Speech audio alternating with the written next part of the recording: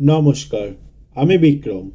অজানা ভৌতিক রহস্য চ্যানেলে আরও একটি নতুন এপিসোডে আপনাদের সবাইকে স্বাগত। আজ আমি আপনাদের সাথে একটি সত্য ভৌতিক ঘটনা শেয়ার করব। গল্পটা আমার এক সাবস্ক্রাইবার আমাকে লিখে পাঠিয়েছেন।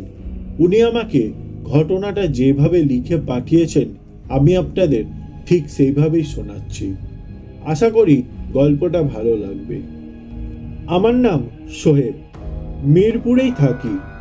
আমি এই প্রথম কোনো ঘটনা লিখে পাঠাচ্ছি।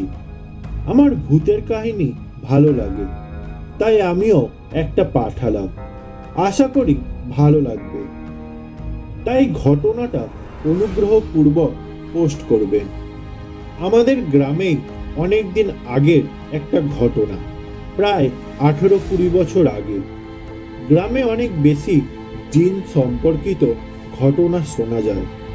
আমিও একটা শুনেছি আমার বড় ফুফুর কাছ থেকে। এবার ঘটনাটা বলি। আমাদের বাড়ি থেকে 6-7টা বাড়ির পরেই ছিল আমাদের পরিচিত আব্দুল লতিফ সাহেবের বাড়ি। তখন উনি জোয়ান ছিলেন। উনি প্রায়ই অনেক রাত করে বাড়ি ফিরতেন। তো এমন একদিন উনি রাতে প্রায় 12টা নাগাদ বাজার থেকে বাড়ি ফিরছিলেন। গ্রামে তো এক এক দিন এক এক জায়গায় হাট বসে।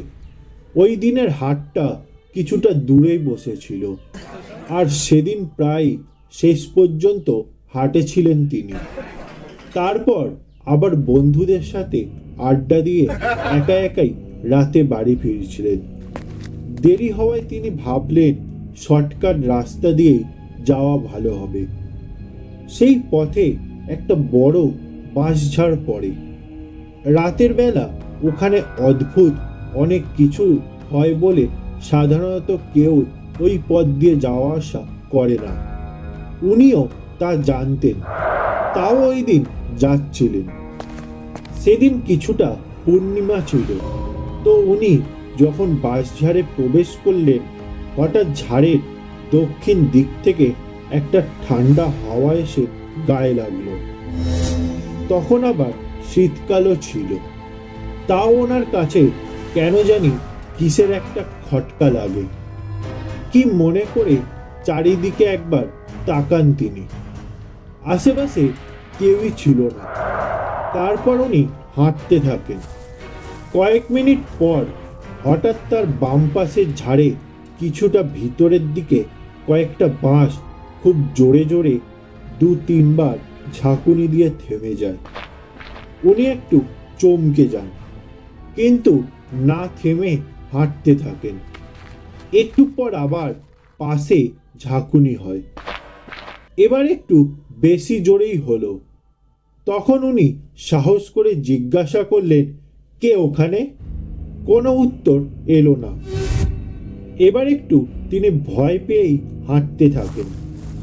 তখনই সামনে একটু দূরে একজন সাদা দাড়ি, হাতে তাজবিহ, সাদা টুপি, জব্বা পরা একজন লোক ওনার দিকে আসতে থাকেন। কিন্তু একজন মানুষ হেঁটে আসলে তার গায়ে যেমন একটা অসম ওঠানামা বা নড়াচড়া বোঝা যায়, ওনাকে দেখে তা বোঝাই যাচ্ছিল না। মনে হচ্ছিল সমানভাবে ভেসে আসছে। পা কি মাটিতে ছিল কিনা তাও বোঝা যাচ্ছিল না। কাছে আসতে দেখলেন আসলেই তিনি ভাসমান। এমনটা দেখেই উনি ভয়ে চিৎকার করে ওঠেন এবং ওখানেই থমকে দাঁড়িয়ে যান। লোকটি কাছে এসে বললেন, তুই এ পথে আর কোনোদিনও যাবি না। এখানে অনেক খারাপ জিন থাকে, তোর কোনো ক্ষতি করে দেবে। এরপর আর কোনোদিনও গেলে তোর অনেক ক্ষতি হয়ে যাবে। উনি তো ভয়ে কাঁপছিলেন। লোকটি বলল, যা, সোজা বাড়ির দিকে হাঁটতে থাকবি, সাবধানে, কিন্তু পিছনে একবারও তাকাবি না। বলেই উনি আবার আগের মতো ভাসতে ভাসতে চলে গেলেন। একটু সামনে গিয়েই মনে হলো অদৃশ্য হয়ে গেলেন, আর দেখা গেল না। উনি তাও ভয়ে কিছুক্ষণ ওখানেই দাঁড়িয়েছিলেন। হঠাৎ হুঁশ হতেই উনি খুব তাড়াতাড়ি হাঁটতে লাগলেন।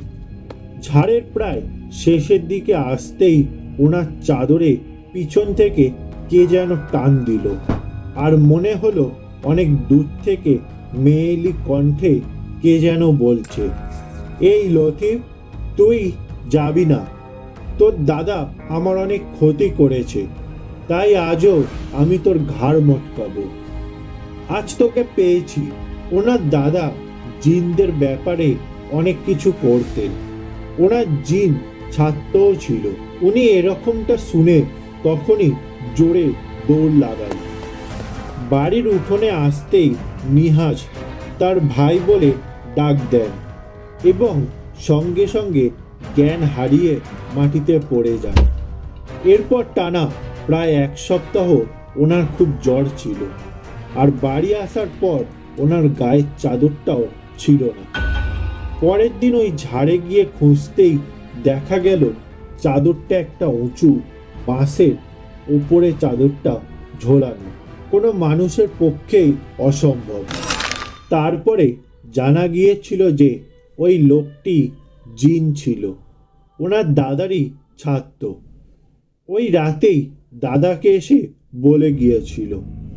এরপর থেকে ওই পথে রাতে তো দূর, দিনেও অনেক দিন পর্যন্ত কোনো মানুষই চলাচল করেনি। এই ছিল আজকের সত্য ভৌতিক ঘটনা।